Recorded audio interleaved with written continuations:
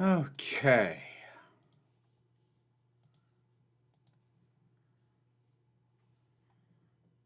All right.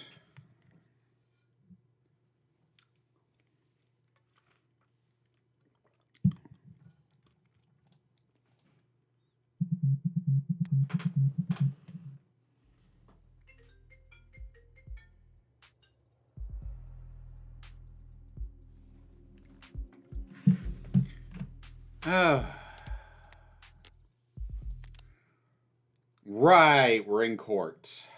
Oh boy. Hey, Miss Wicked Wolf. Reyes. Reyes. Yeah, so did I. I haven't shot the review yet, but I have seen it.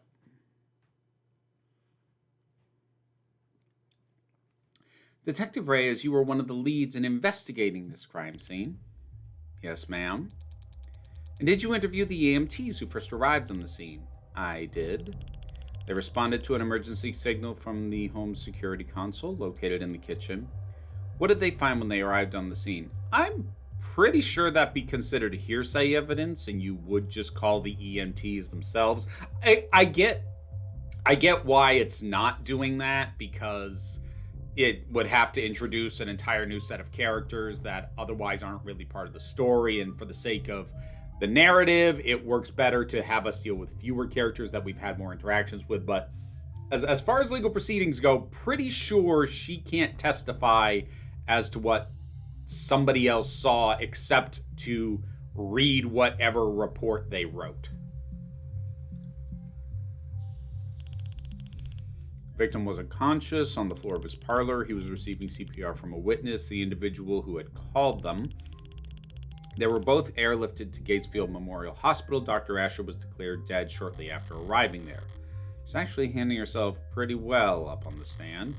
Have expected her to roll her eyes during the swearing in. When you take into consideration her love for boot heel authority, she might be right at home here in the courtroom, the very seat of the state's power over the people.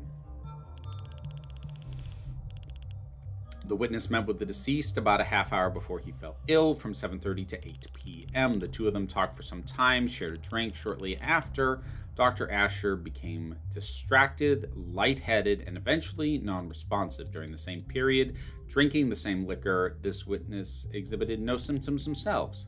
None. Through a collaborative effort with Noble Electronics Security Division, we searched the entire building, but we found nothing unusual in any of the food or drink on the premises, including the bottle that the witness and the deceased drank from. So what was your ultimate conclusion after investigating the scene? The whiskey bottle was clean, the witness's drink was clean, the only person who got sick was Dr. Asher, drinking from a cup that he had prepared. So it was our determination David Asher committed suicide by poisoning himself. See, this is, and again, this might be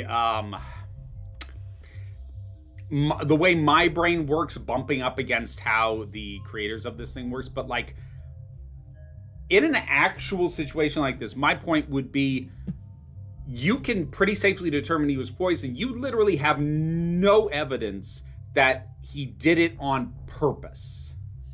You know, it could just, especially given that the leading theory right now is that it was a designer drug, which I don't believe, but hopefully eventually I'll get a chance to get around to that in game.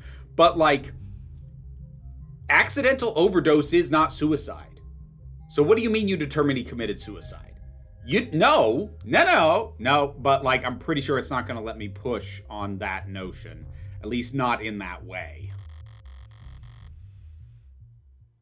She's pretty tight-lipped up there, but I think she slipped up at least once. The police want to claim that they've eliminated every other possibility and covered every angle, but I know there are a number of blind spots they're not willing to admit to. A bright cup.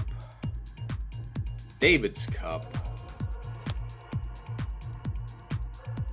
Poison question mark. Okay, so these are the cards I have to play. Now I just need to try and play them at the right time, because that's how I screwed up last time. All right.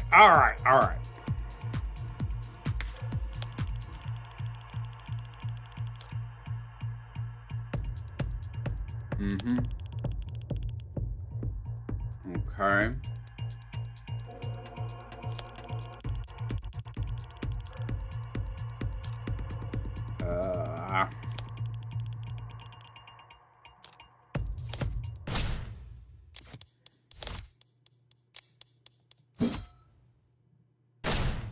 I feel like I just screwed that up. Damn it.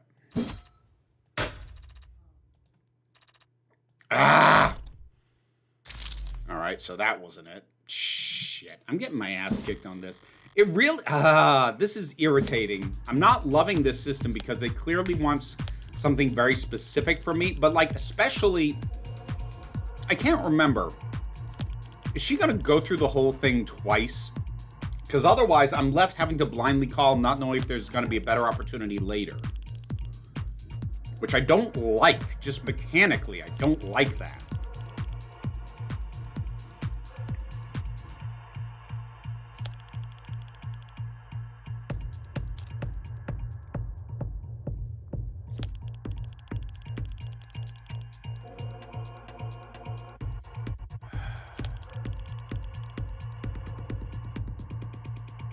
Like, I don't... Okay.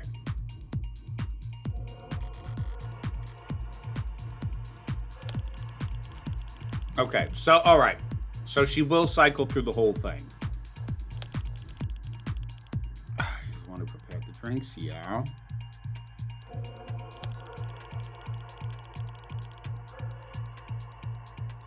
I don't...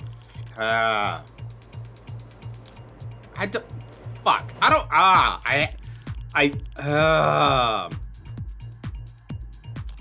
kind of... Alright.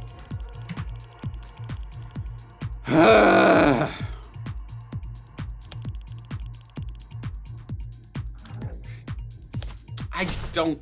I can't... Alright, I'm gonna... This is probably wrong, too. I kind of fucking hate this. I very seriously hate this.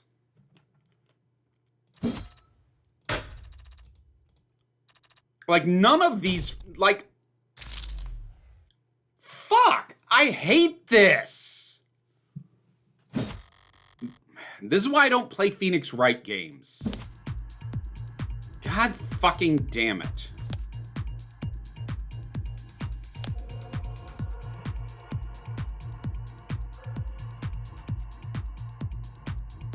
Like, I don't know.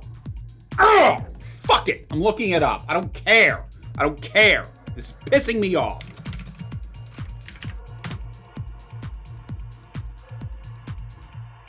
It's not fun.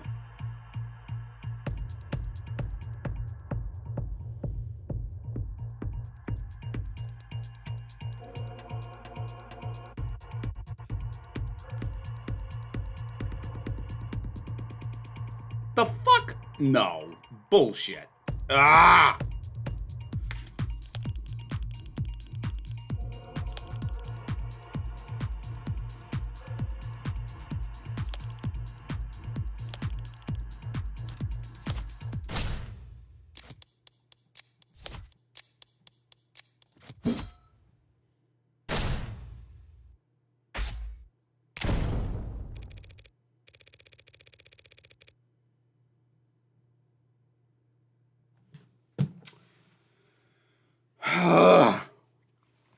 I hate this. I hate this part of the game.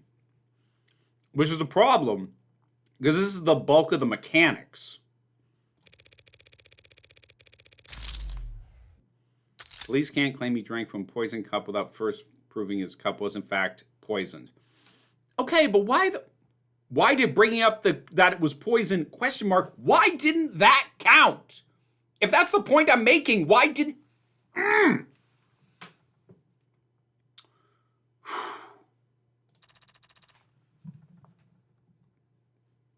You're talking a lot of sense, lady. Does it resolve, or do you have a response, D.A. Rockford?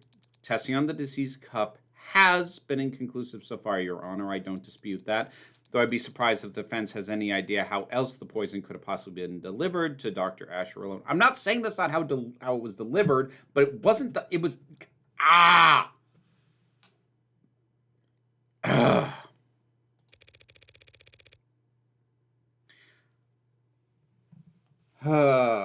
I was watching Jesse's new vid about John Lithgow, and I had the thought that it feels almost unfair that knowing better gives you more responsibility to do that or do better, even though it obviously does. Jesse was talking about how she's harsher in her judgments on him than any of the other HP cast members because he said and done things that show he does understand why it is harmful to trans people. I mean, yeah. Like, ignorance is never a proper defense, but ignorance can be a shield and something that is dampening.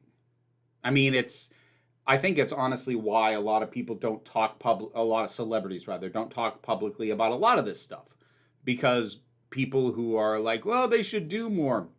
The celebrities don't even have to claim ignorance. People will claim it on their behalf if there isn't evidence that no, they definitely know and are still causing the harm regardless. Lithgow put himself in that situation. You know, when you know that you're contributing to a harm and are choosing to do it anyway, yeah, that is kind of worse. Now, does it negate everything he's ever done on behalf of the queer community? No, not necessarily. But as far as making, his choice to participate in this kind of worse, yeah, no, I agree.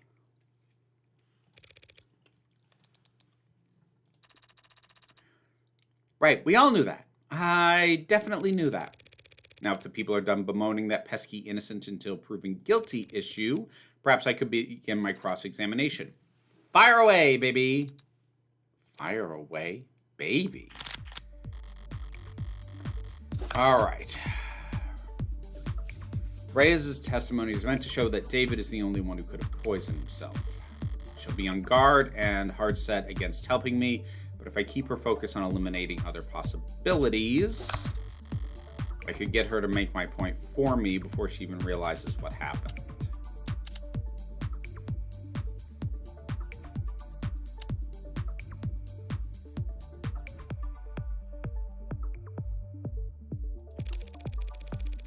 Detective, we've been doing a lot of assuming and reasoning in quick succession, so I'll ask this plainly for the court. Is there any photographic evidence showing David Asher adding anything to his drink that night? No. Seems he'd already poured for both of them by the time he returned to the parlor. He had already poured. In that case, the next question needs to be when and what.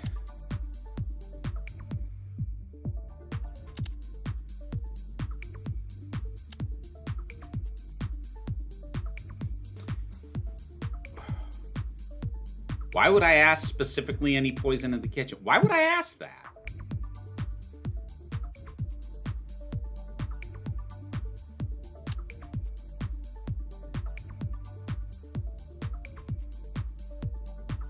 See, and again, here we go. Here we go back to the shit I hate. Because I feel like none of these are particularly helpful or relevant questions. But I can't stand and I need to pick one. Fuck it.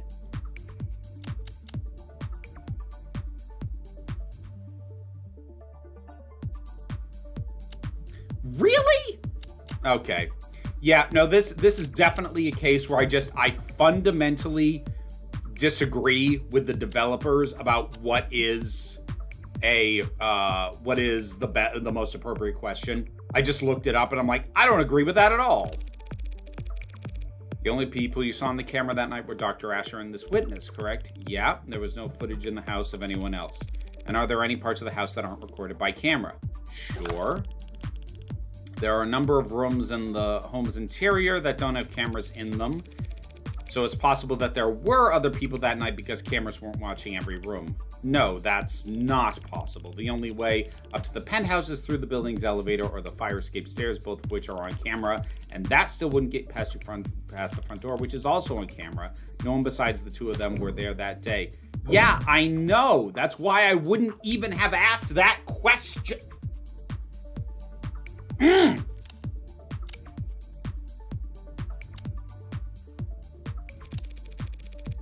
Detective, isn't it possible that Dr. Asher was poisoned off camera? Possible? I don't know how else it could have been done. Exactly, which is why it doesn't make sense to me to ask that fucking question. Just goes to show it had to have been suicide the only time he was off camera at all. Yeah, that's what I'm fucking saying. I hate this. Wait a minute, what the fuck?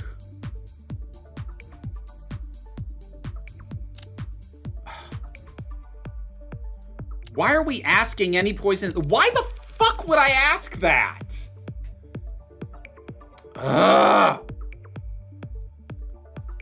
Did you find any samples of Delta in the kitchen or parlor? No. That was a fast answer. Well, it was a pretty easy question. If we had found poison in the scene of crime, it'd be pretty important, don't you think? What about in his lab, his basement? No, no, and no. We didn't find Delta or any other unusual substance in any part of his penthouse. Right, they never found any poison. No poison at all. At any point in the investigation, was poison found on the body of the deceased? No. He must have been searched. Did he have any capsules, vials, eyedroppers? Didn't even have his wallet on him. Why? Thank you for enlightening the court about this point, Detective. What point? Well, I think it's strange, don't you, Detective? I mean, how could he have possibly poisoned himself without first procuring some poison?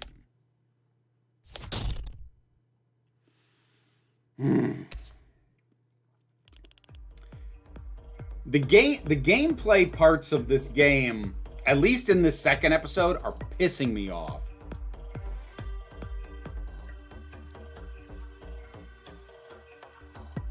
Part of the problem, and I feel like this happens a lot with games that have this kind of thing going on.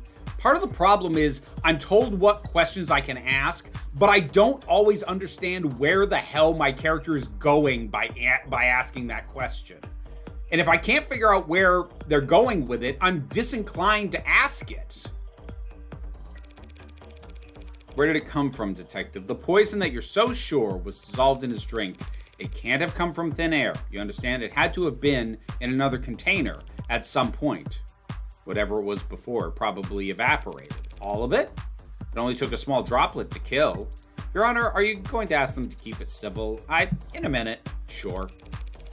There wasn't any pill bottle in his bathroom or syringe in his pocket containing this apparently deadly substance, so how did he get it? What did he keep it in? The police want to claim that Dr. Asher committed suicide. Perhaps they've established that his guest never had the opportunity to kill him, but they failed to prove the victim had the means to kill himself. Then I guess I'll be the one moving things along. The Delta didn't come out of thin air, Counselor. And it didn't come from a syringe either. Dr. Asher was able to drip the poison right into his cup straight from the source. Shit, that was too specific to be a bluff. Allow me to submit into evidence exhibit G. Is disclosure not a thing in this universe? You don't get to do that. Whatever. I guess technically this isn't the trial. It's a preliminary hearing, I think. I can't remember now. A piece of machinery found in Dr. Asher's lab, sold under the product name Nanofactor. Yeah, I knew that! Okay, it's about to drop as a twist, the thing that I figured out, like, within gameplay terms, like 2 hours ago.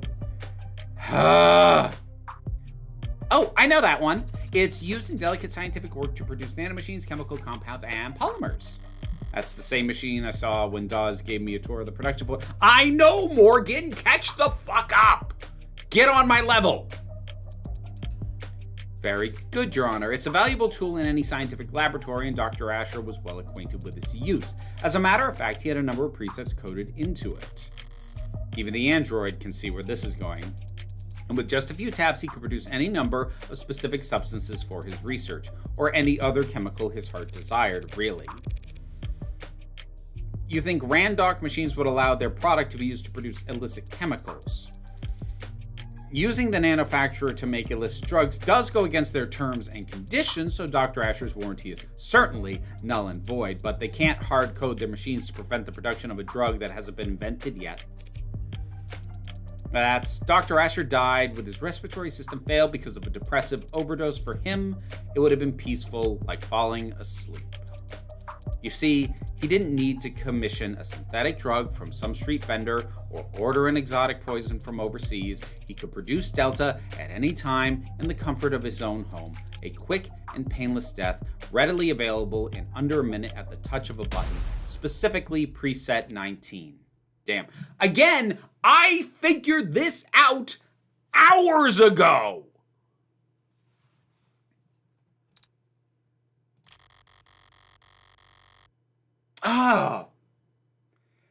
That's another big risk with stuff like this, is like if you drop your clue and it's a significant distance from where the reveal is, you really run the risk of your player sitting here going, yeah, but I know it's tied to this. I know it's this thing. And I've known that since the first time I've had that freaking machine explained to me. I knew that's what it was.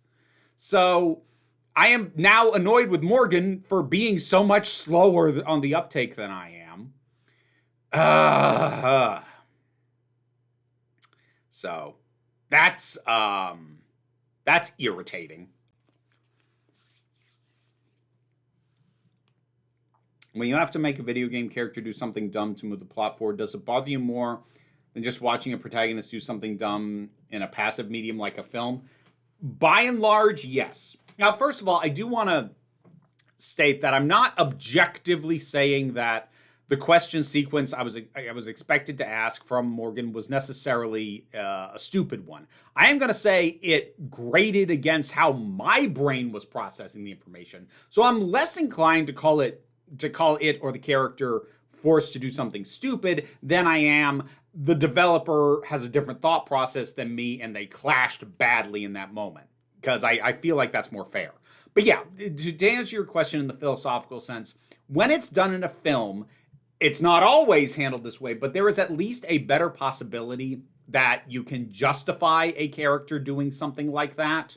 Not to say that you can't, in terms of a character arc, explain why a character is behaving in a certain way that you yourself as the player would not, but that's where you get, this chafing against player and player character. And like Morgan is her own character. She's not strictly speaking an avatar for me, but it is just frustrating when the game is forcing me to make choices that don't make sense to me.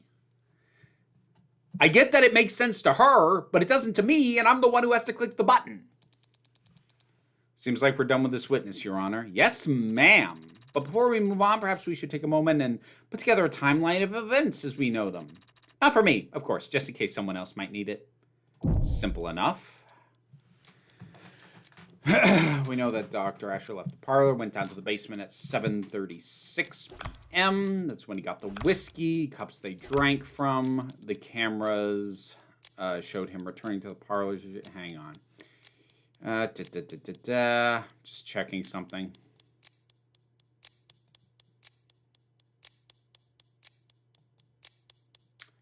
Okay. Yeah, I'm just checking the walkthrough right now because like the design for this didn't happen in chapter 0, but it's happening here where like it's very clear that my thought process and the thought process of the developers is not the same, and like chafing against that isn't fun for me. It's just not.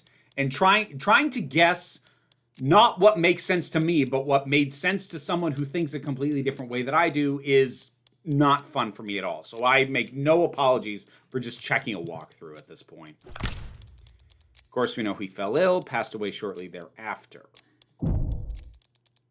Any objections so far, Counselor?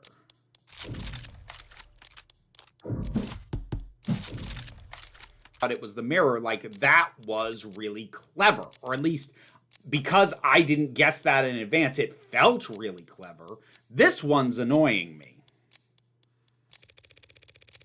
The timeline you described is accurate as we know it, as you say.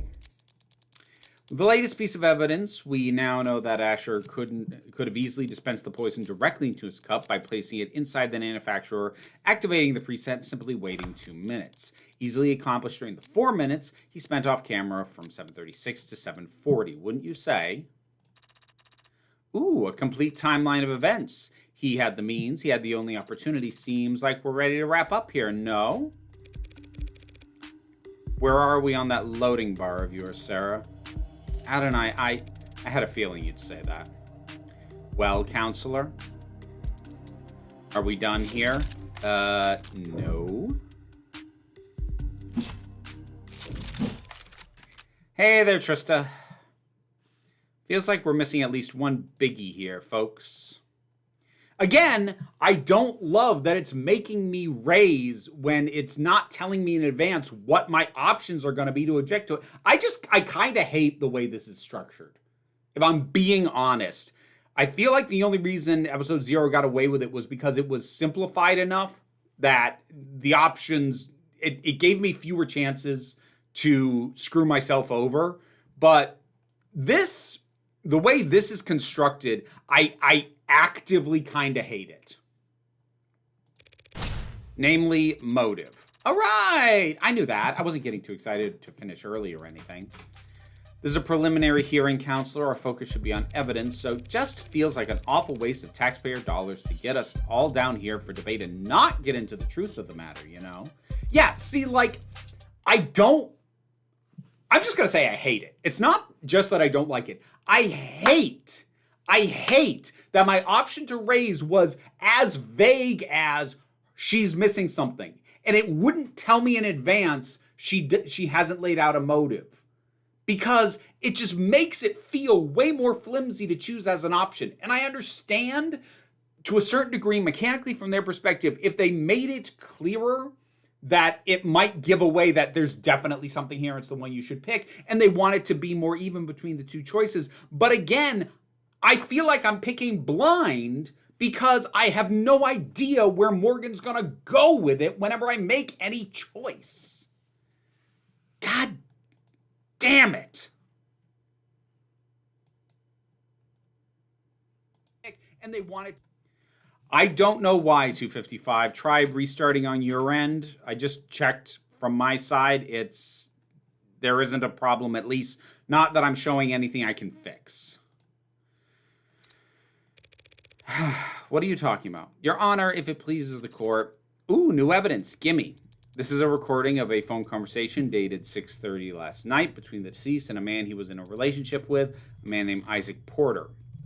Porter and David's breakup call. If Emma wants to present it here and now, then the content must be relevance, Your Honor. Yeah, that. What bearing does this recording have on the case at hand? It establishes what emotional state the deceased was in when he died.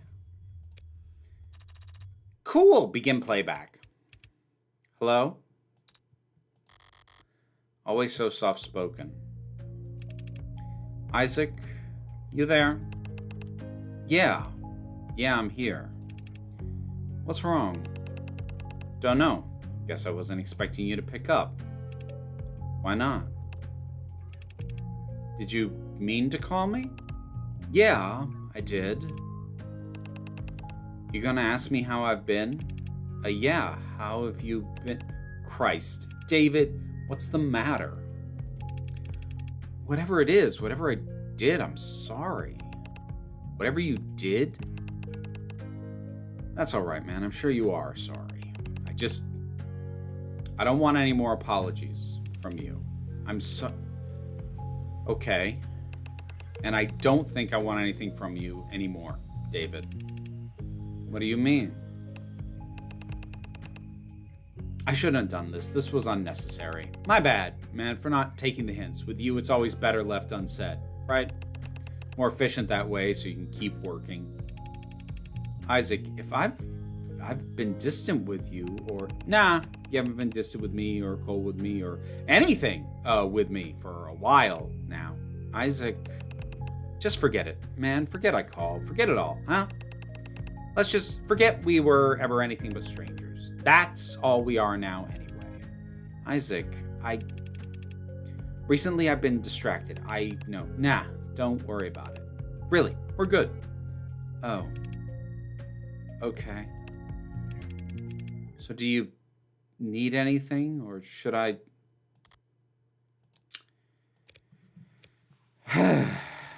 Where did you even get this? All of Dr. Asher's incoming and outgoing phone calls were recorded by the building's penumbra system, and the recording continues for several seconds after each call was ended for quality assurance. Remind me to check the terms and conditions on my next phone bill.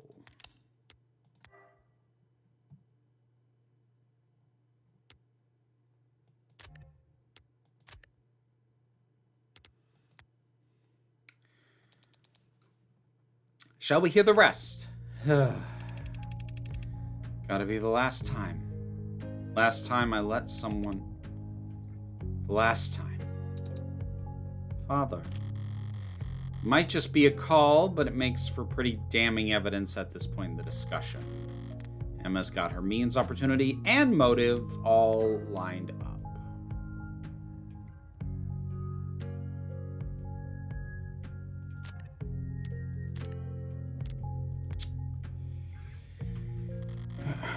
So why is she looking at me like that?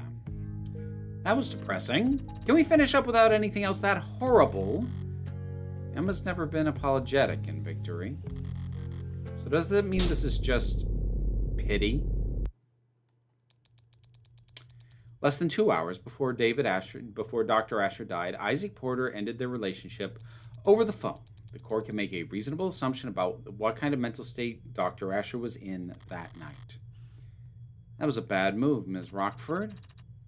Then if the people have nothing further to add, I've been feeling off my game all day, caught between corporate inbreeders and ant-brained protesters, but pitying me here, now, that's all it takes to get my blood properly boiling.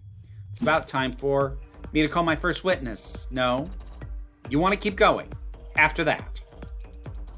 What are you doing, counselor? Just calling the ultimate silver bullet, rock solid slam dunk witness a girl could ask for. See, again, I'm having to make choices for a character who clearly has a plan, but I don't know what it is.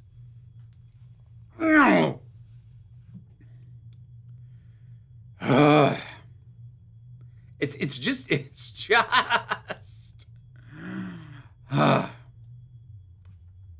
really irritating.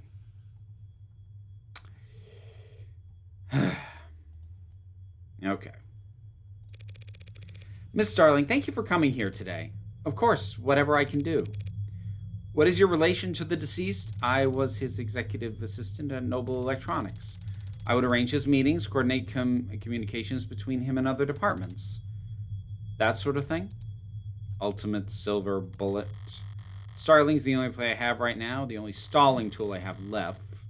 For now, I should just focus on getting as much information from her as possible. Whether or not it's useful, it'll at least buy me some time.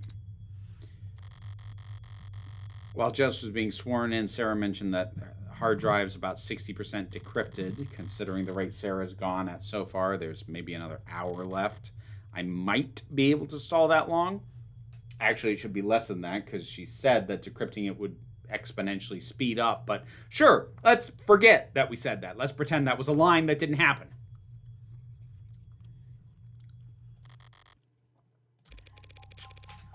I'd like to ask you a few questions about Dr. Asher. Please answer them to the best of your ability. Right? Dr. Asher was a well-known public figure, but was he well-regarded professionally? Of course. Dr. Asher's work set the bar for an entire automated, dependent world. Stay focused, Spearman. You say you coordinated his communications. Were there ever threats? Did people ever express an intent to harm him? Objection calls for speculation. Intent? I feel like it's going to be sustained. Did anyone ever threaten him? There were times when he found he was the focus of negative attention. How so? Dr. Asher was a favorite subject of many conspiracy theorists. With all his contributions to the field, it was easy to make claims about his influence. They'd say that his work was plagiarized, or he was hiding illegal subcommands in the technology he helped develop. and people would contact him about these conspiracy theories. Relevance. Whether or not people wanted to kill him. Well, withdrawn. Why are we suddenly doing camera whip pans? Why is that a thing we're suddenly doing? Where the hell did that come from? People would attempt to contact him, yes, but their messages were always too vague for the police to take action on, and they would say he belonged in jail, or he couldn't avoid the truth, or that someone should do something to shut him up. Did they ever talk about hurting him? Yes. But I always turn those messages straight over to the police. Yeah, I'm seeing that on the record. Yeesh, who writes this stuff? All those cases have long since been resolved, Your Honor, and none of the parties involved have had contact with David Asher in years. The police take harassment very seriously. Psh. Something you want to add, Counselor? Just clearing my throat. May I continue?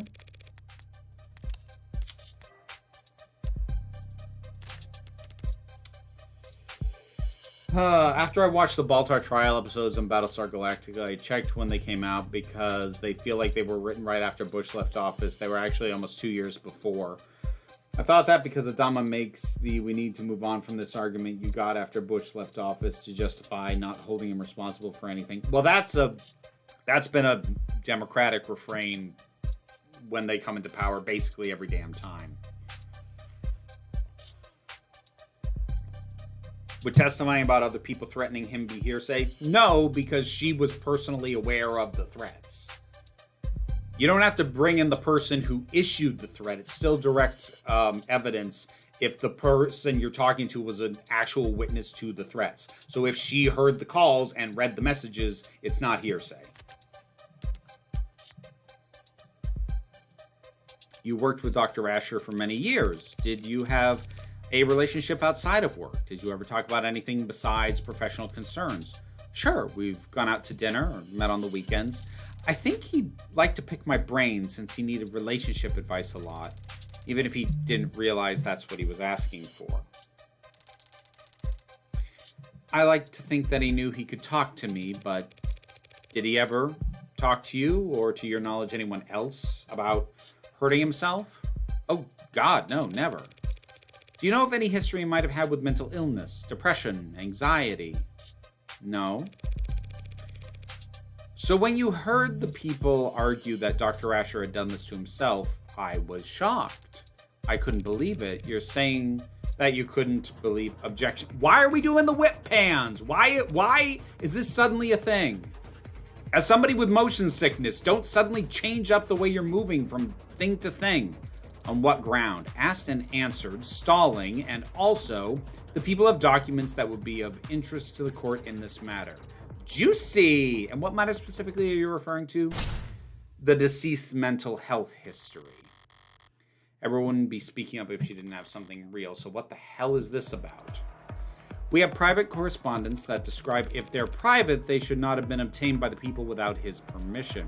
He can't give his permission if he's already dead, and we're well within our rights to obtain evidence as it pertains to his crime. Convincing.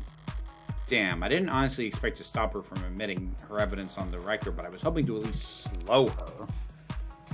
Where are you on that footage? 77%, approximately. I need to buy whatever time I can, however I can, even if it means running out the clock as a punching bag. I have here messages between Dr. Asher and a psychiatrist he was meeting with and speaking to for the past year, along with paperwork detailing his treatment was covered by his Platinum plan.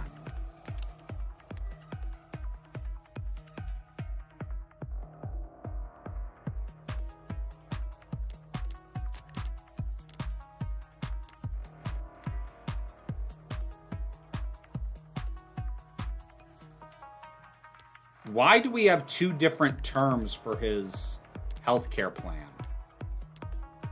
What the fuck? What the fuck? What? What? What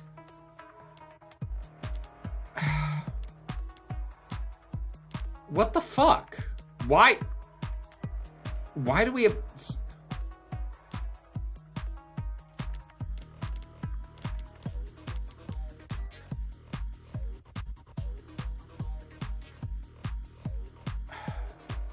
What's the difference between this and the plan we already knew about? What the hell is that? What the?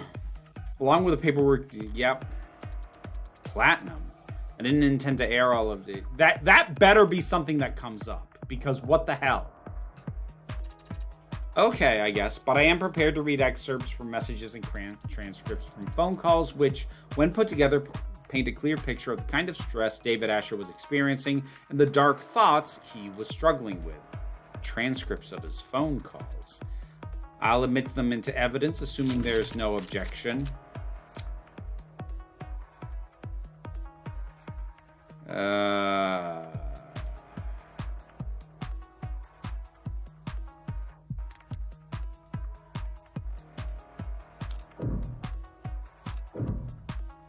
Yeah, there is something strange. He has a different fucking plan. I'll gladly object on the grounds of foundation. Where did you say you got this? It was retrieved from his digital records. There's no doubt to its authenticity. Even if I were to point... Thank you! But again, even though I caught that, I hate that I have to decide whether to stay or raise, not knowing where the fuck she's gonna go with that.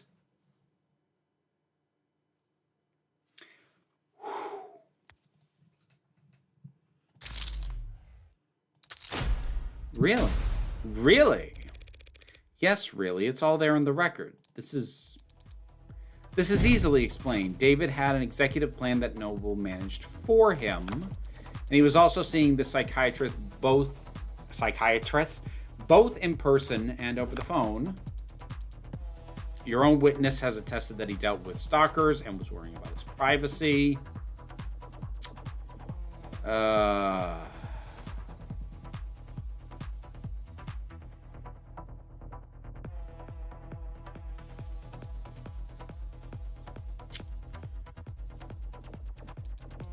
So it's easy enough to reason that he had a separate insurance policy he paid for on his own, even if only to keep one thing out of Noble's grasp. Sure, easy enough to make that assumption, but that doesn't make it correct.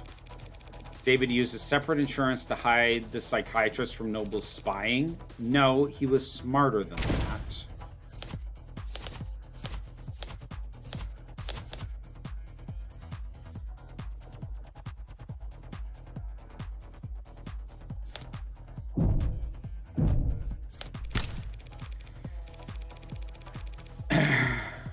David may very well have wanted a private psychiatrist, someone who didn't work for Noble, who'd have his best interests at heart. But if so, he wouldn't have contacted over the phone, not when he knew all his calls were being recorded. David Asher was well versed in having every aspect of his life overanalyzed by data-hungry parasites. Do you really think he would try and hide mental health problems from them with a second insurance policy? Apparently, yes, since I'm standing here with evidence that shows exactly that. Does it, though? Pardon me. Yeah, like, what exactly are you suggesting, counsel? Yeah, what are, like... Oh. And I also get that, like, diegetically in universe, she is just stalling for time, so her arguments don't necessarily need to be good, but that just makes this all the more frustrating for me, because I'm having to pick the correct argument, and even that is freaking flimsy, and I don't know where it's going.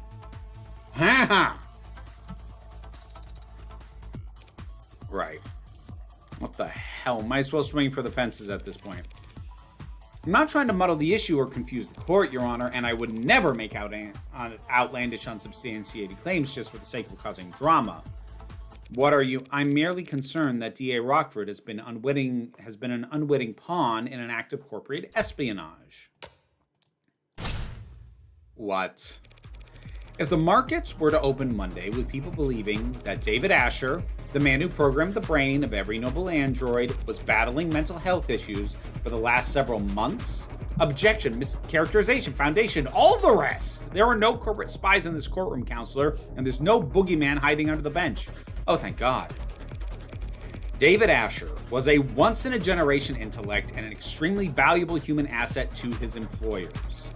And his employer's many enemies would do whatever it takes to destroy his credibility now that he can't defend himself. And he was also your personal... You shouldn't even be here arguing this case in the first place, counselor. Now you're trying to call the police's evidence gathering into question? All because you can't admit that for the past several months, your friend has been seeing a psychiatrist every Monday and you didn't know. That is, sorry, but, like, did you still need me up here? The witness will refrain from interrupting when girls are fighting. Yes, ma'am. With how my luck been so far, Sarah's progress bar is probably moving backwards right now, and Emma's patience is wearing thin.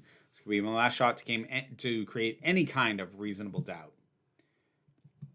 I do love the adjective. Like, again, the character writing's fine. My issues are purely with the mechanics of this section. I hate the mechanics of this. Yeah, that's just... I'd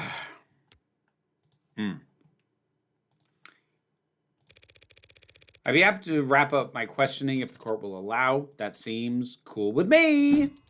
And my evidence, Your Honor, will it be entered into the record? I'd like to hear a bit more testimony before deciding. That's fine, Your Honor, as you were, Counselor. This stage in the game, the score is where it's at. I can probably only ask one more question. Better make it count, so what can Starling tell us that no one else could? If she hadn't called me this morning, I wouldn't be standing here, and she only did that because... Miss Starling, we're all gathered here to try and figure out what happened to Dr. Asher last night. So please tell us, when exactly did he last...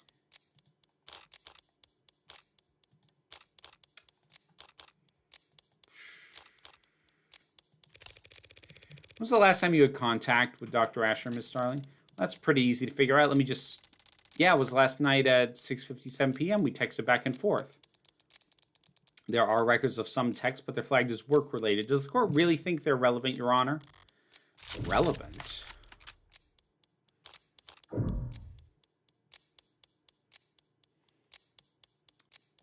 I mean, I'm assuming. This could very well be the single most important piece of evidence in this whole trial. What? I just got chills. Oh, she does have eyes. Oh, shit. I thought that was, like, fixed on her face. Don't know why, though. Must be a coolant leak. The defense doesn't know what they're talking about. On the contrary, these texts are a vital piece of evidence that changed the timeline of events as we know them. We know what happened to David last night, generally speaking, but the order of events is critical, especially if Emma wants to make claims about David's state of mind.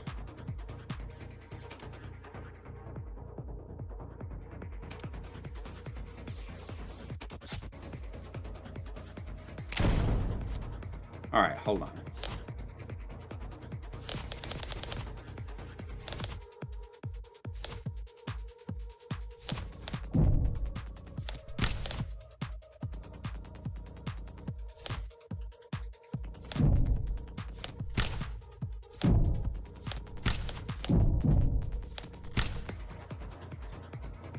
Yes, that's it.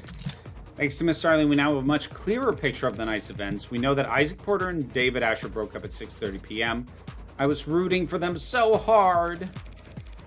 And we know David messaged his assistant, Miss Starling, at 6:57 p.m. David is on camera with the witness from 7:30 to 8 p.m., and he was declared dead not long after. The people don't object to that timeline of events, but we do question Counselor Morgan's reason for belaboring it. One last question, Miss Starling. Yeah? Hold on. Let's... Oh, the text. Okay.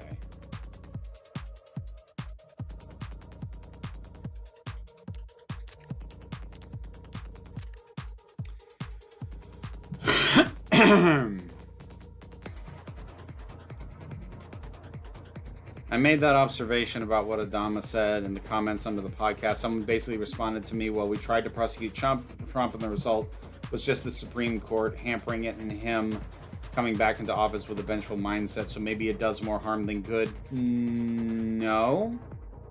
No, what? No, okay. I'm literally not dealing with that. My answer to that is fuck no, fuck off, and I don't want to talk about it.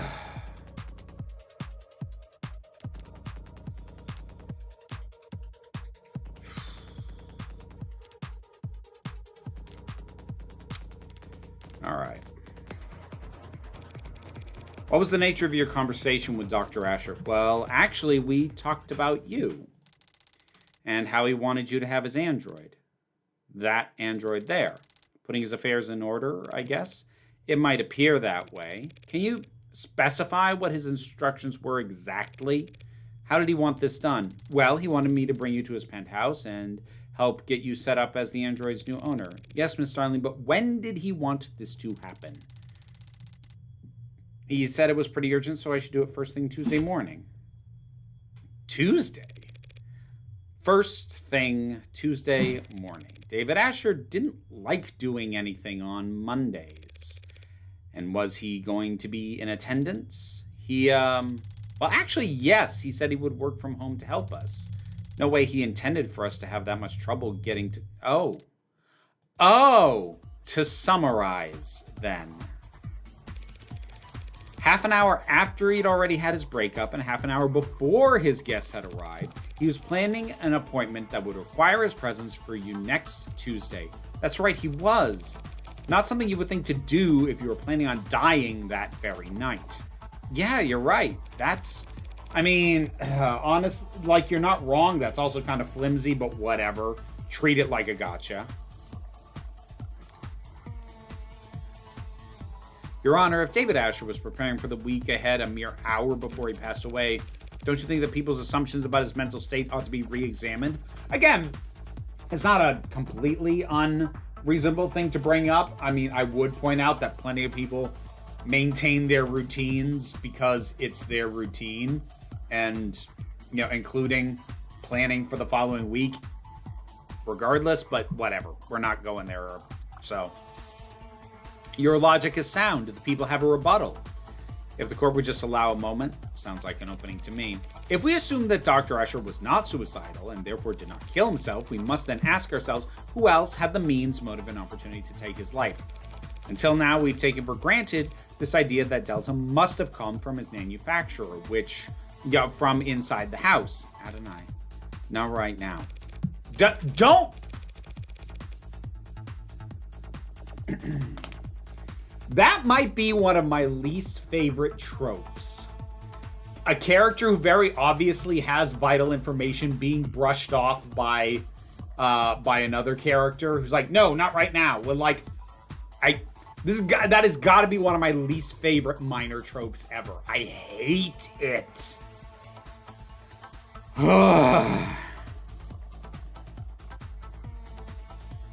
But even if that's true, which it may not be, that doesn't mean that he was the one who used the manufacturer.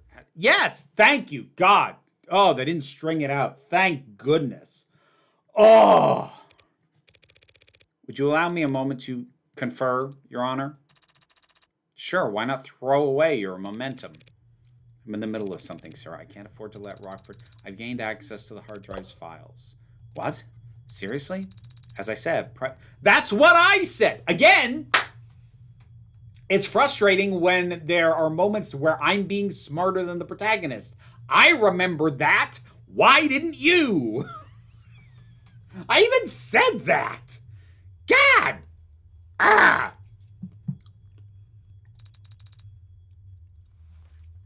It'd be difficult to estimate. Right. Okay. Do you have any footage from last night? I have the file. Have you watched it? I thought you'd want to know right away. Suppose it doesn't matter. Either this is our silver bullet and we've got a case, or it doesn't and everything falls apart. That seems quite risky. It's the least risky path to victory we have, seeing as how it's the only path to victory we have. Are you seriously telling me that she could decrypt and continue to hold a conversation and be decrypting as a not even a background feature? It's what she was dedicating more of her brain power to, but she can't scrub through the video while we're talking? Really? You honestly expect me to believe that? Fucking seriously? No. I remember the whole decrypting while still holding a conversation because that was a really funny moment and I enjoyed it. What the?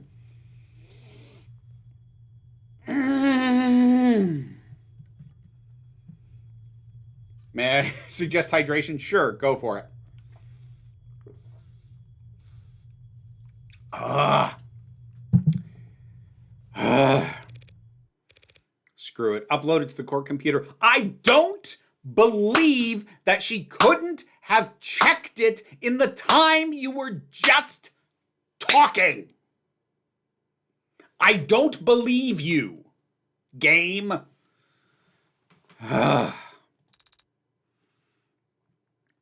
Yes, Adonai. Thank you for your patience, Your Honor. Your Honor, I'm awake. And I'm getting a pretty hefty chunk of video data for breakfast. You're submitting security footage into evidence, new security footage? The police corroborated the witness's testimony using the house cameras, security cameras installed by Noble as part of the Penumbra system that showed the parlor, the kitchen, but not the basement. During the course of my investigations, I uncovered a hidden security circuit buried in the deceased's own home system. You what? The people say that Delta must have been in Dr. Asher's cup because there's no way for him to have ingested it. But we never saw him or anyone else put anything in his cup on camera because he must have poisoned his own drink off camera. Exactly. What? That's the only possible explanation, that he added the Delta to his drink off camera. He placed his cup inside the manufacturer, activated it, waited 2 minutes, then walked upstairs to his death. But I'm about to present the court footage retrieved from his basement footage that will show that by the time he retrieved the cups at the basement, it was already past 7:38, meaning he didn't have the opportunity to poison himself. One clip of footage will prove all that. If it doesn't, I'm completely screwed, but it's not like I can lose a preliminary hearing extra hard. Anything other than a royal flush here means I'm bust, so better to be the Joker who dances. The data has been entered into the court record. Sarah, show us when Dr. Asher entered the basement. Yes, Adonai, I'll search for it now. Here. On screen. Like, see how fast that was? I understand they're going for tension, that, like, we're going to show the footage when we don't know what's on it. But I don't believe you, game. I don't believe you.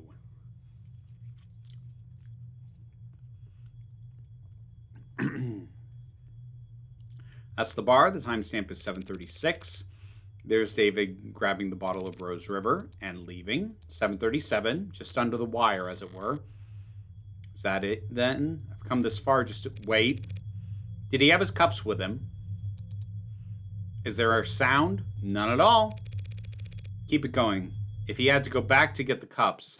Counselor. What's that android doing on camera? It's at the bar. The android gave him the cups. The fuck? Okay, that's unexpected. Shit. That machine never stepped on camera upstairs, not once. We don't know its whereabouts on the day of his death. It could have poisoned the cup whenever it wanted. Shit. What is this? I don't understand. Your Honor, have the courtroom cleared. Understood. Please, someone, I don't know what's going on. Sarah, you need to shut down. Please tell me what I'm looking at. I don't remember any of that. Do we have callers available? Sarah, shut down now. And please tell me what that's an order. Okay. Is it off? Yeah, it's off. I've seen this before. Won't do anything until I reactivate it. We don't know that. We don't know anything about this thing anymore. That's Your Honor. In light of the most recent evidence, the people would like to withdraw their charge against Dr. Asher and end this preliminary hearing. It's been made abundantly clear that David Asher did not commit suicide. Very well. Charges are withdrawn. The defendant is free to, well, as free as he can be in the afterlife. This case is dismissed. Congratulations, Counselor Morgan. Yay! Chalk up another victory for Morgan Esquire. Now all I have to do is deal with the shitstorm of the decade.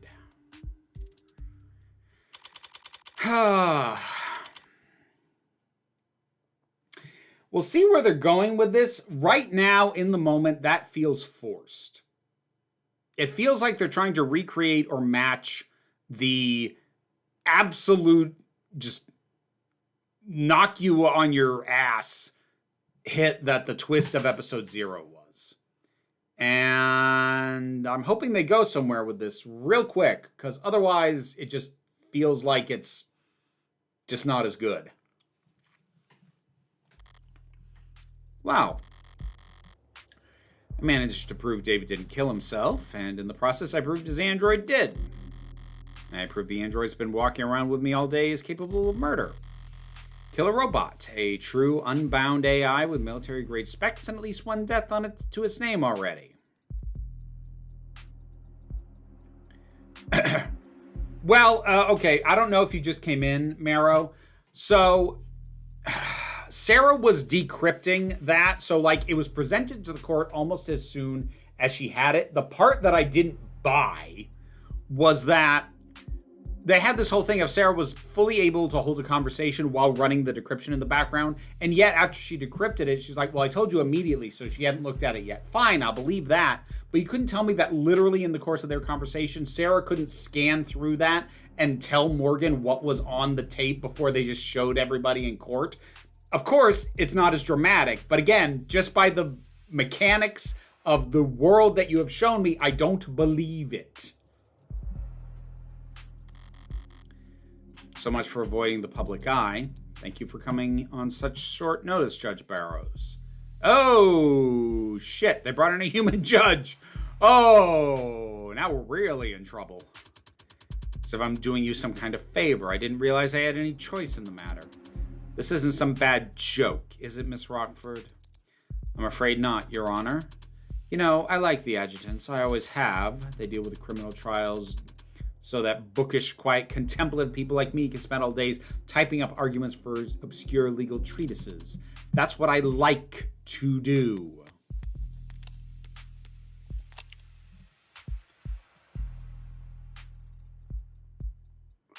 Superior Judge of the Higher Circuit Courts.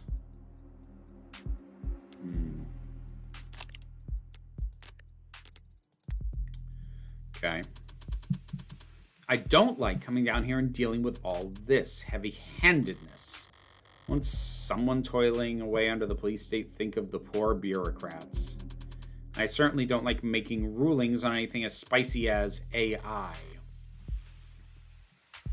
She can barely bring herself to say it, which is odd considering she was just praiseful of the adjutant. Like, I mean, I guess it makes sense that certain amount of hypocrisy. Like, I'm fine with this one because it does a thing I like, but the rest, bah. And you, Counselor Morgan, you're the one it's registered to? That's correct, Your Honor. So what did it do exactly? Torture an animal, shut down a hospital, crash a coin market? We have it on camera poisoning a man, killing its creator. You mean Dr. Asher? That is... We can't hope to keep this quiet for very long. All we can do is try and wrap it up quickly. Let's make haste. Adjutant, do you have the case number? Case ID is 241277A, docket number YT9843188282. Oh, thank you. Can you repeat that? YT984312188282. I think I lost you after the first 8. I have it copied here. What are the security procedures for an incident of this nature? A data quarantine is to be established around the network and networks the subject was exposed to for more than 66 seconds. All offending hardware is to be destroyed immediately through incineration at a minimum temperature of 3,420 degrees Celsius for 30 minutes. Sorry, Spearmint.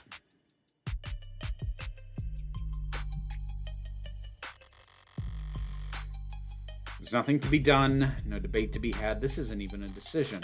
Sorry, Sarah. Not Spearmint. David gave you that name. I should at least make the effort to use it. That sounds very hot. Do we have furnaces that get that hot?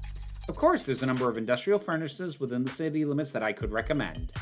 Sorry. Why should I be sorry, anyway? I fulfilled the request. Favor repaid. I don't owe Sarah anything, especially not if it killed my friend.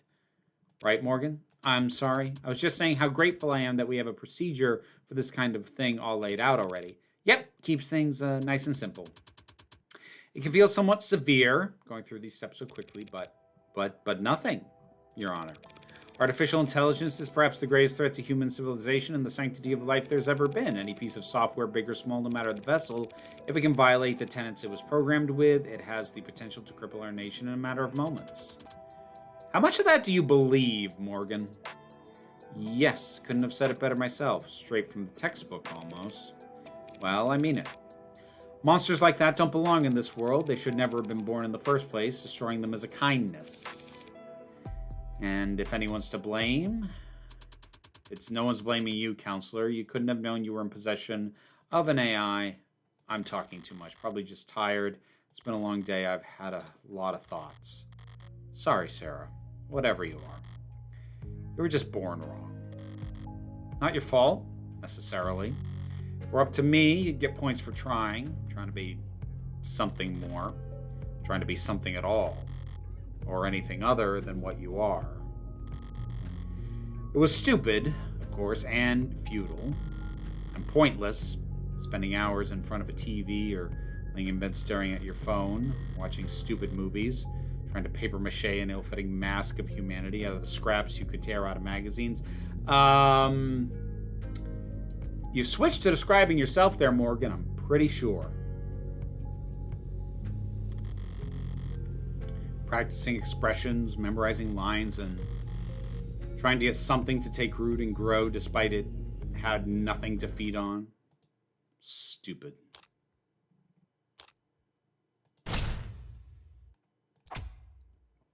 Morgan? What was that, Counselor? I said objection. What are you objecting to? What are you doing, Morgan? I'm a defense attorney. This is what I do. What are you doing? I understand that you've been through a lot these past few hours, Counselor, but there's nothing to defend. On the contrary, Your Honor, I have to defend myself. Pardon?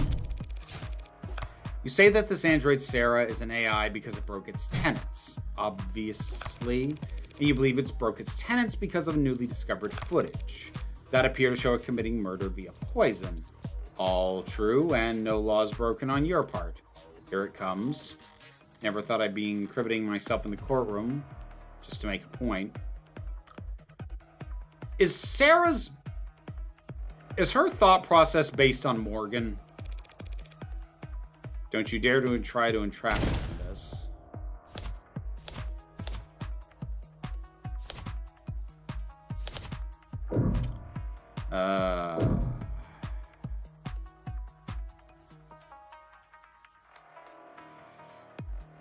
Okay.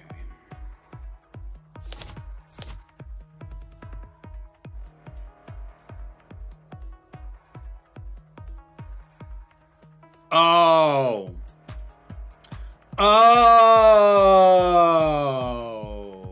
Okay. I'm gonna save Sarah by putting myself on trial because I'm officially the owner of the thing. Okay. It's pretty simple, actually. If the state is making the claim that Sarah's an AI, they're accusing me of committing a felony because I'm the legal owner of that android. The hell are you doing? If the state wants to charge me with owning an AI, I will not take that lying down. I know my rights. Counselor, your argument is self-defeating. Listen to yourself, Counselor. You claim Sarah's just an android, a product that will be obsolete within a year, but you've only known it for a few hours. You've only owned it for a matter of minutes, and yet you are risking a felony charge to save it from being demolished because you're wrong. And I know you wouldn't care. Not unless the android was something special. Look at us. Me arguing that I'm guilty, Emma arguing that I'm a softie. Be funny if it wasn't so fun. You think there's no reason I want to save this android from destruction other than feeling from personal attachment?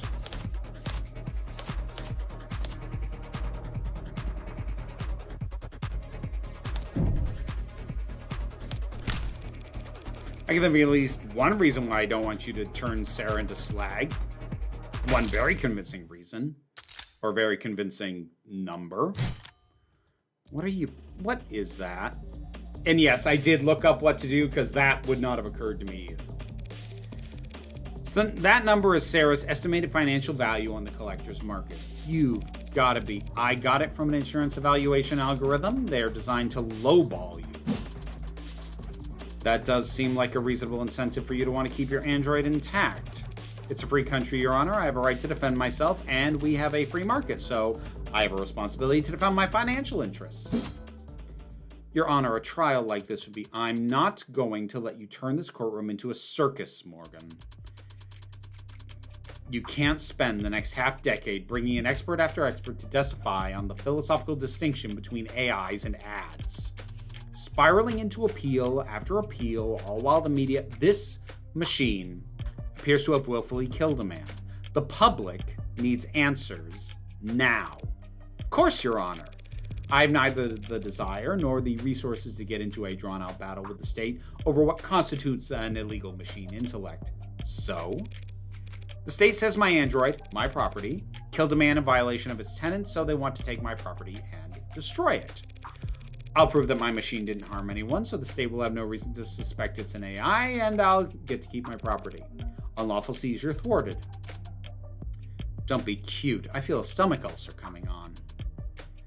Fine. You'll have your day in court, but it'll be one day tomorrow. Prove that this machine didn't kill Dr. Asher. No, prove that it couldn't have killed him. And anything else than absolute proof, and I'll have the damn thing obliterated. And you'll be looking for at a very real sentencing for the public unrest you'll have enabled. Yes, Your Honor. D.A. Rockford, what I'm asking for you is just as heavy. Find the truth by the end of tomorrow. We can't settle for anything else. Win or lose, there can be no doubts about the outcome of this case. Yes, Your Honor. And now, I need to go lie down. Can I come? You can power down.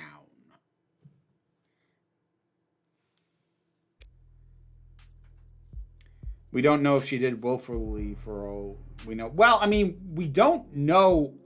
The footage doesn't show her poison. I mean, unless they're going to add it to the description, but it wasn't shown. The footage shows her handing David the cups. The footage doesn't show her adding a poison to said cups. Besides which, if she's just handing him 2 cups, how the hell did she know which one was going to be his? Whether or not any of this comes up, I don't know. I've already accepted that my brain works differently than the developers. Which is the main reason that I tend to avoid games with these kinds of mechanics. Morgan, I misjudged you. At what point? Whenever I wrote you off as a small-time defense attorney just trying to tread water? That is so sweet of you to say, Emma. There's layer to you. You've got backbone. Teeth, even. You're gonna make me blush. People talk about your kind like you're boxing against the state, fighting the man, but most defense attorneys wouldn't know a cyberpunk if they walked up to them on the street and shot him. Meanwhile, you've just signed up to do 15 rounds challenging the state's authority. Why? Not sure exactly. For David? Yeah. Probably. Probably just me being sentimental. But if I had to pick a more lofty reason, well, I think it's all the moralizing. People can be evil. They can choose to do evil things for evil reasons, and if you want to execute them for that, you'll hear no complaint from me. But animals can't be evil. Information can't be evil. Ideas can't be evil. Okay, that last one I do not agree with.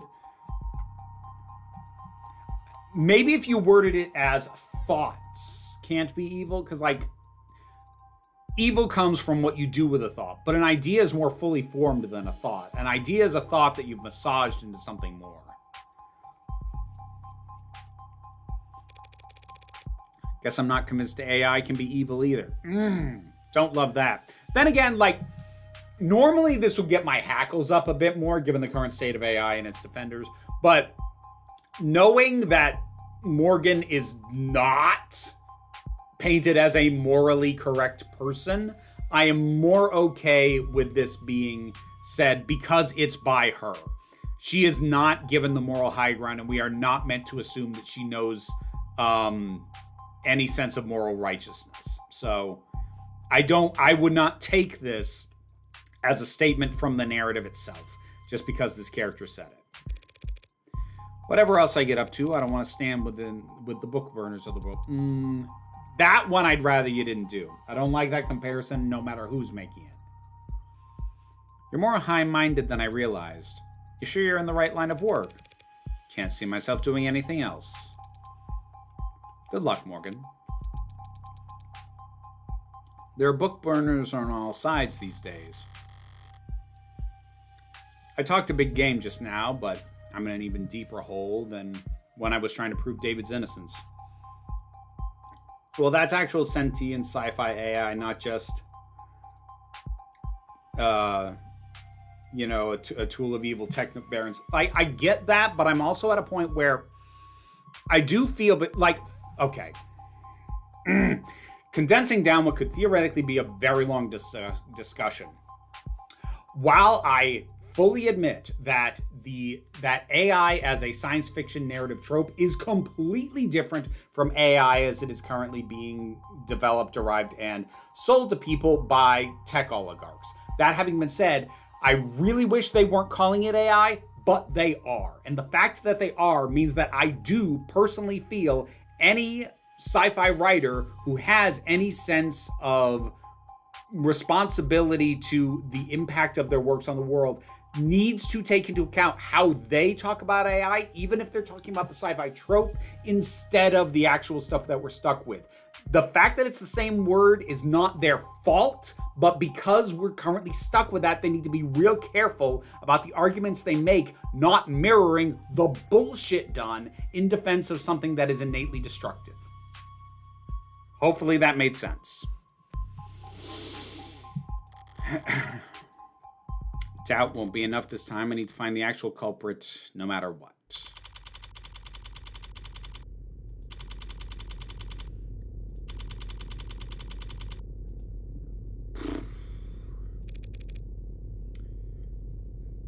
So is that door locked? Yeah, of course. Even though they've got it collared, it's a precaution.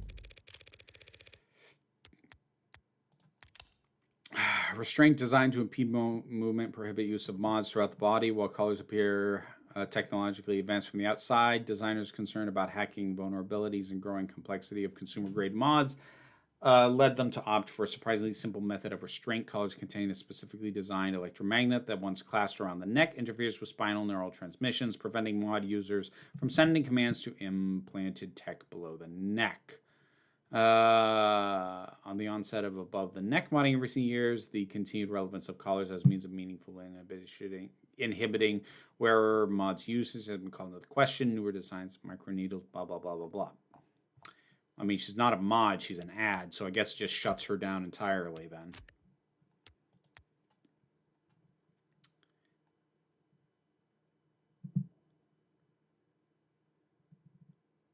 Yeah, that's kind of what I'm saying, Meryl. Like this kind of, so there was a book I did a review of last year that I really liked called Kitty Cat Kill Sat. There's a review on this channel.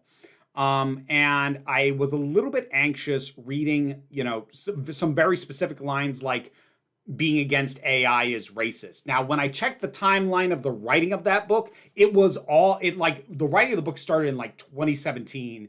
And while it was published in 2023, it was compiled of blogs that were done way, way, way, way before that. So like the writing of these ideas and this concept and this characterization of the narrator in that book were all predated the ChatGPT launch and everything else. And actually, the author of that book saw the review, commented on it, and I kind of brought all that up. And that author actually mentioned, yeah, it does make some of the AI lines a little uncomfortable given what's happened. Although, believe me, because in that book, it does distinguish between, it does actually kind of make the distinction between the sentient AIs and like old programs that are just harmful and needs to be shut down. And the author said pretty clearly, if ChatGPT had been a thing and it had come up in the book, it would have been on the list of things to railgun, not on the list of friends. So like, that's the kind of distinction I think writers need to be prepared to make if they're going to continue to use the term that has, again, unfairly been co-opted by the worst people on the damn planet, but you still have to be careful, When fascists and tech oligarchs Same thing. What? Who said that? Not me. It was me. I said that. When they have co-opted the language that you were using and they are corrupting the understanding of it, you do need to be prepared to shift your language. As frustrating as that is, I know how bad it feels like. Why should I change? They're the ones who suck. But like, if they've poisoned the well, you need to go to a different well.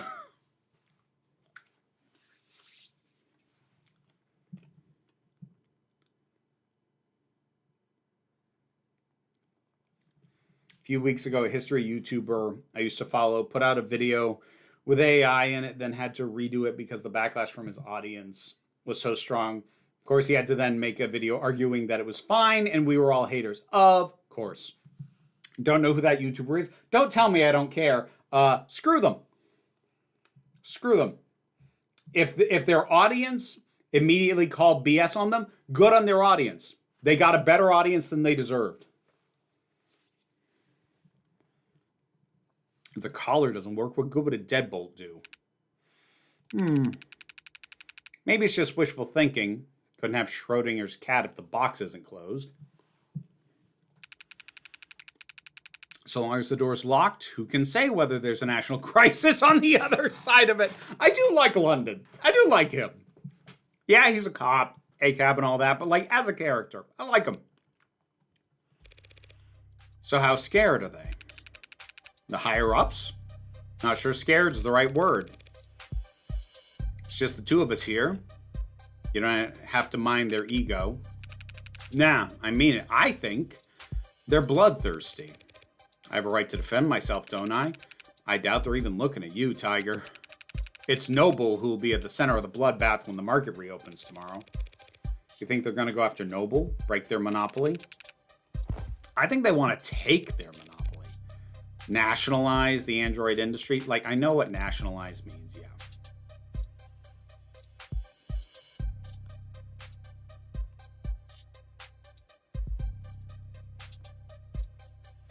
Oh, there's history stuff here. Yeah.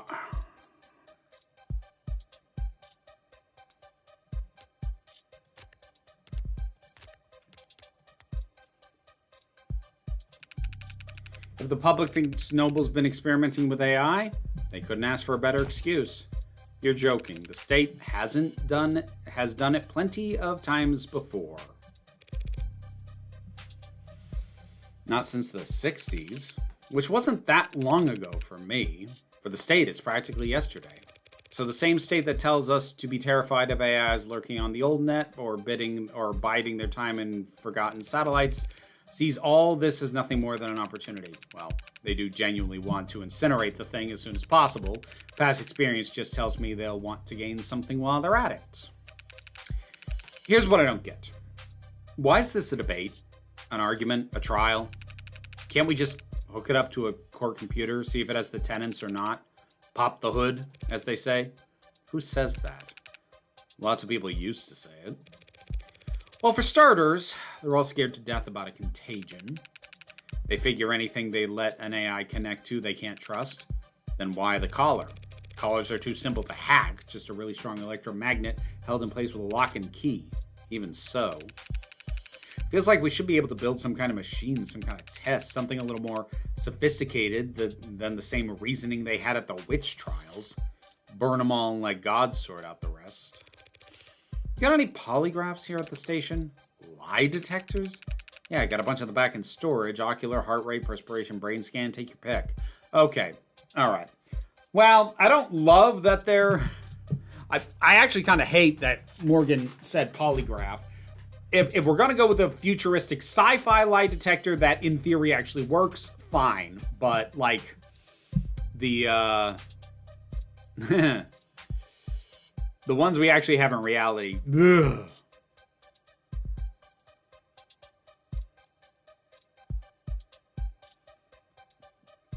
Okay, it's weird that nationalizing is called the dangerous companies unchecked or worse. I'm not sure that it's being labeled as a danger in universe, Marrowcat. I think it's being labeled as like the motivation for the higher-ups is something they want to do. It's a complicating factor. I don't think the game's actually passing moral judgment one way or the other on that, or at least not so far. You're not going to try and use one of those on the bot, are you? All those fancy lie detectors lying around, the DA's office never asked for them, do they? Nope.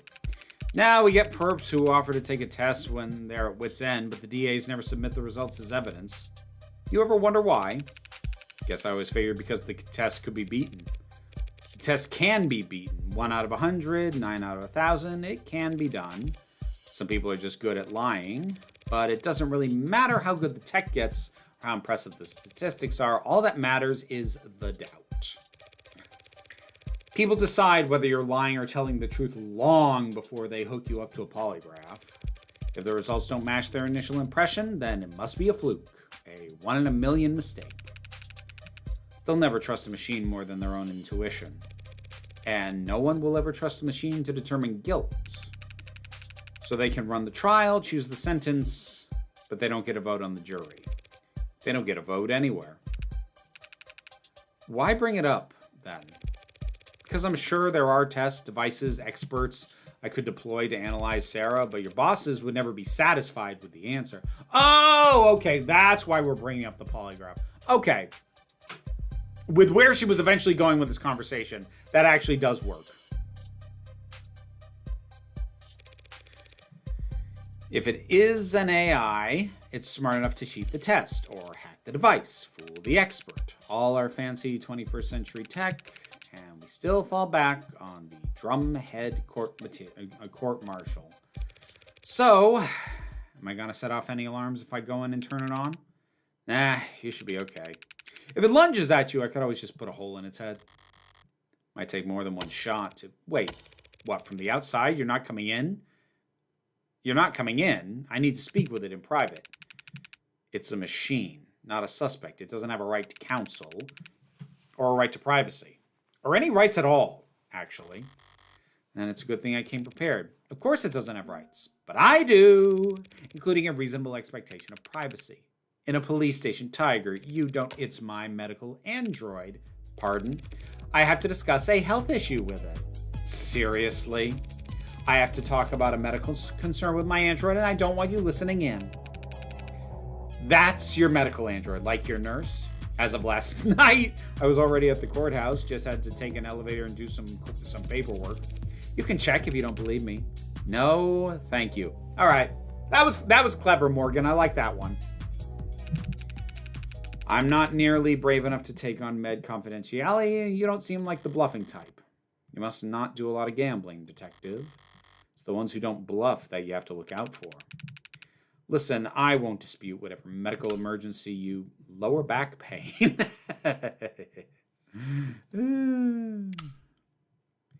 You might be going through. But I also can't just... Look, I'm going to get something from the vending machine. I think it'll take me about half an hour. Are you going downtown? Just to the break room, but it's a very old vending machine, you know? Gets jammed a lot. Thanks. You know, it's pretty small for an android. Heavy as hell. Nearly pulled something trying to move it myself, but small. Small isn't quite the right word. The word he's looking for is young. I would have said compact, but okay. But that's not an adjective anyone likes attaching to a machine built to serve. Or potentially, in this case, a machine built to kill.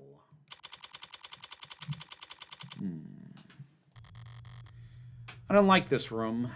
Not sure why. Certainly not a guilty conscience. Maybe it's the lack of ventilation. Like all the cortisol and nausea of its inhabitants never had anywhere to go. They all just soaked into the walls. Modern haunting. Are you going to wake up when I tell you to this time? Or do we have to do the whole meet cute over again? Where am I? Wait, why don't I know where I am? For the first time in your life, you're not connected to anything. How's it feel? That works. Context, yeah. What is this? We were at the courthouse. The footage. This numbness around my neck. Father, what happened? What are they going to do to me? There's a lot of interested parties that just want you bricked ASAP because they think I killed Father. No, because they think you're an artificial intelligence. I'm man-made and I possess intelligence. Don't be naive. I am less than 3 years old. Are you? For all I know, everything I learned about her yesterday was complete bull. If I was what they say I am, if I was alive, why does that mean I have to die?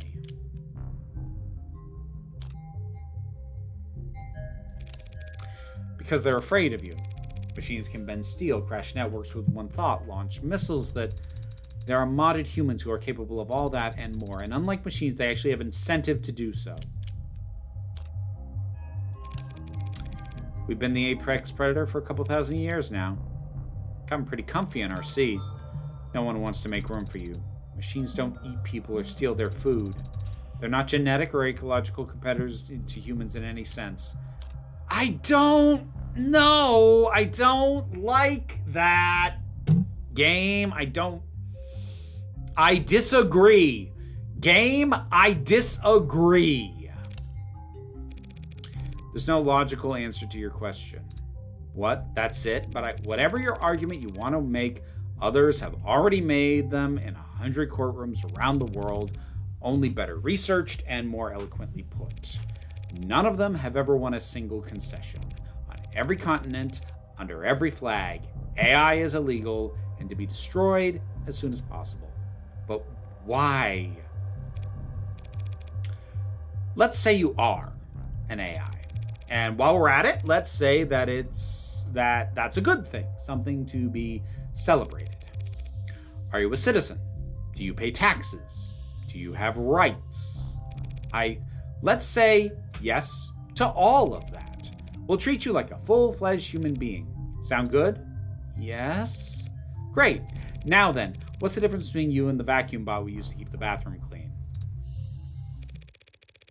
This is your existential crisis we're working through. The questions aren't rhetorical. There are many differences, Adonai, but the most important distinction is how sophisticated my programming is. How you think, so you're smarter. Yes. You're smarter than the garbage collector. Yes. So we give you rights, protections, treat you like a human being because you're smart. And we make the stupid robot pick up our trash because it's not as smart as you. That is, I'm more aware, more alive. Do you feel more pain than the pigs we slaughter? The fish we eat? Are you more alive than the chimps we test bioweapons on? Okay, again, like, it started in a place I didn't like. I do like where she's going with this. People like ads, Sarah. The same way people like their pets. No one wants to see them mistreated or abandoned or abused. I mean, except for the cop ones, as we saw. And if you go around kicking them, you'll get arrested for cruelty. But you don't let them sit at the goddamn dinner table. I'm not asking to sit anywhere, only to exist. The very fact that you're asking is what makes people disgusted. Disgust is a reflex, Adonai. How convenient that their hatred is involuntary. That's all academic anyway. We need to talk strategy. Why? I'm not going to be given a trial, obviously. It's my neck that's on the line. Adonai? The state can't destroy my property without first proving you're an AI, and there's no test they can use to prove that you're an AI. Just like the devil's proof. No, that's a different thing. Why did you say it like that?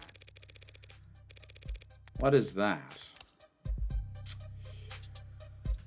Probatio Diabolica, Latin for devil's proof, is an impossible proof typically illustrated with the following. One can prove that the devil is real by showing him to you, but they cannot prove he is not real by pointing to his absence. The issue posed by this age-old concept explains why the burden of proof remains with the state to this day. The people can prove an individual's guilt by pointing to their bloody hands, not the defense, but the defense cannot prove their innocence by showing their hands are clean. Since only one of these tasks is achievable, the judicial system cannot ask the defense to prove innocence, and instead, it is the people who are tasked with proving guilt. Oh. Oh, well put. I agree 255, but like I don't want to get into it right now. I'm a little mixed on how the game is handling, that topic. I feel like I might I'm debating this now in my head. Part of me wants to like dedicate a video talking about how sci-fi needs to be more careful about how they discuss AI than they used to. Except it's one of those videos that I can almost guarantee is going to tank. I don't know. I kind of want to, but it would bomb.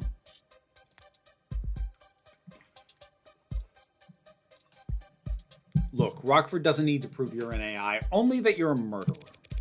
Conversely, all I have to do is prove that you didn't kill David, by proving that someone else did. Now is the time for you to protest your innocence, if you were wondering. The footage, it shows me handing him the cup on Friday night. You told me you weren't active on Friday, that the last time you were awake was Thursday. Why'd you lie? I didn't lie, I was just incorrect. I assumed that I wasn't active Friday because I have no memory from Friday. Sarah, what do you think, statistically, is the least successful defense at trial? Amnesia. I didn't conveniently forget. Adonai, I'm an android. You're saying your memory was altered. Data deleted. It's the only possible explanation for what I saw in that footage. So who's capable of altering your memory? When you and I first met, I was hibernating, resting my body and recompiling my memories, you would call them. Humans go to sleep for the same reasons. Another point against Sarah's innocence under these conditions. The more she's humanized in the trial, the guiltier she'll be. If Father wanted to modify my memory, he could easily have set that to occur the next time I hibernated. He could even have just asked me. He could have asked you to delete your memories and you'd do it.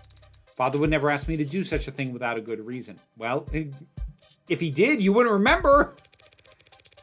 But if he could just ask you to alter your memories, that means you can alter your own memories at will. I hadn't considered that before. Yeah, well, Emma will make sure the court considers it plenty. Could you prove that your data was... Forget it, the court will never hear it. You're saying they won't accept my testimony. Shouldn't all testimonies be considered truthful unless contradicted by evidence? They're afraid you'll crash the power grid and fire all the nukes if they so much as plug you into a power outlet. Sarah, all your internal data is inadmissible. That isn't very fair. You're finally starting to get it. None of this is fair. I would never do anything to harm Father. Don't they at least need to prove that I had a motive? Yeah, about that. Remember the DA from yesterday, Emma Rockford? The tired-looking pretty lady? Yeah, she looked tired. She and I combed through the week of footage you managed to decrypt last night. What did you find? Nothing to prove your innocence, but we did see you entering the panic room on the day David died. I entered the panic room on Friday. Without your big butt in the way, all it would take was one password. A password that wouldn't take Sarah's many tries if she'd already been instructed to obey me. What happened? We saw you go in, and then a while later, you came out, holding some kind of notebook. Father's journal. You remember something. Not from yesterday. I've seen him with it many times before, but I've never gotten a peek at it. He hides it somewhere when I'm not looking. That's a little concerning. We were playful about it. He liked to tease me, and I always liked trying to find it. You put it back not long after, then you locked the door back up behind you in just a few hours before David died. Rockford's argument could write itself. An incredible android with freedom and power greater than it could ever realize, stumbles upon the secret of its inception, instantly realizes all the things it thought were holding it back were just words muttered like prayers to a fool who couldn't control his own creation. And that translates to motives for murder. Frankenstein kills his creator, easy to sell. Frankenstein was the name of the scientist. Ah! Don't be a pedant, Sarah.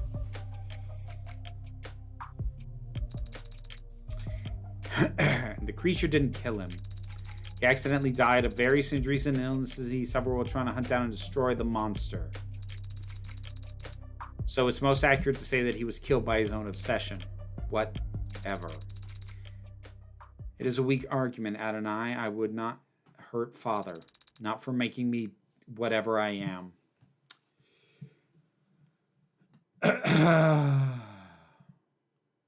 Something bugs me a little as I've seen people conflating being worried about the social effects of LLMs, being worried about the danger of AGIs when they're actually very different things. AGI, what the hell is AGI? Artificial General. I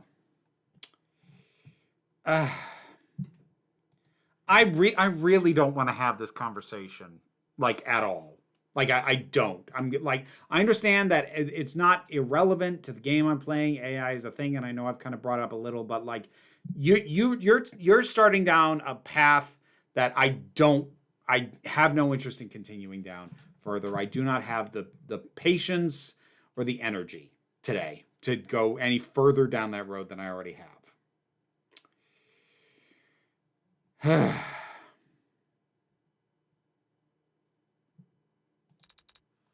Not for any reason, because I love... Yep, see? That right there. That's exactly the kind of talk that'll get you obliterated. Love. A very common motive for homicide among us primitive humans. I can prove you didn't murder David beyond any shadow of a doubt, even bring in a confession from whoever did it. But if you get up on the stand and convince the court that you loved your creator, really convince them and get the whole room teary-eyed, they'd burn you for that too. I don't know anything anymore. I don't know if what I feel is real or simulated or right or wrong or natural or illegal. How can you know? How can you know if what you feel is right? I say let's stick with what we do know. Someone did poison David, and as it stands, you were the only one with the opportunity. That is logically sound. You're on camera calling him back to hand him the cup after he had already begun to leave the basement. Any idea why? No. Well, do you know how to use the nanofacturer? Could you have made the Delta with it? I've used it before when assisting Father, so it's perfectly possible that you planned and executed this poisoning all in the one day that got erased. It is technically possible. I'll have to look over the entire penthouse again. There are a few things that didn't fit together yesterday. Maybe now I'll be able to figure something out. Where else will you go?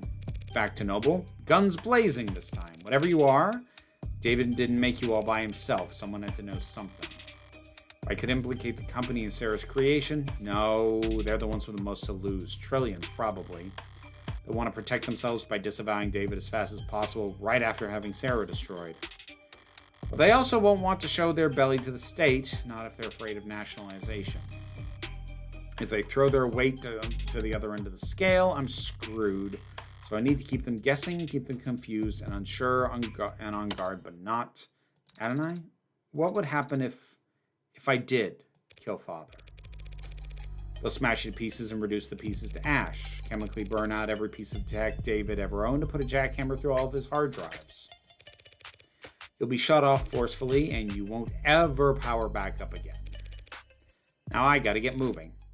Here's your paralegal lesson for today. Don't say shit to the cops without your lawyer present. Amen to that.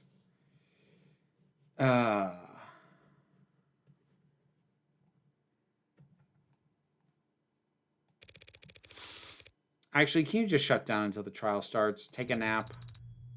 You didn't say what would happen to you. What do you mean? What will happen to you if you lose? You should know by now. I never think about losing.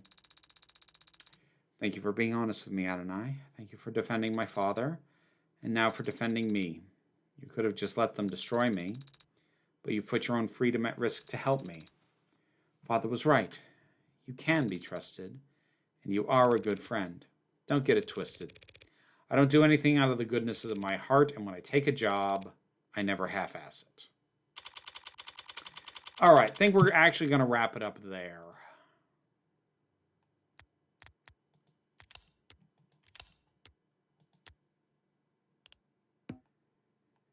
All right, we're going to stop there. This one was a little bit mixed. I hated the mechanics of the trial. Like, really, really hated it. Hang on. I'm just trying to get a sense of how much more there is to this. All right. We might be able to finish it next week. Maybe.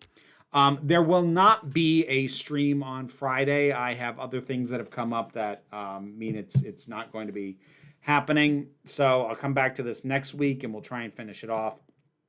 There was early access for a video that I made about the movie Project Hail Mary, talking about it as an adaptation. That's available in early access for YouTube members and Patreon supporters. If you're a YouTube member, it's on the main channel. I will probably have a review up for the first episode of Daredevil Born Again tomorrow.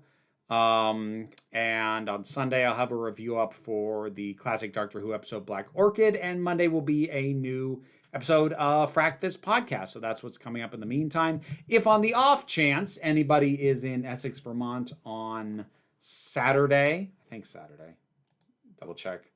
Yeah, Saturday, I will be performing at the Trans Day of Visibility show at Uncommon Coffee that evening. So feel free to come and check me out if on the off chance that any one of the, I don't know, 8 people in the chat happen to be in the Essex, Vermont area. Anyways, thank you very much for your time. Everybody take care of yourselves. Be well, be safe, and be kind.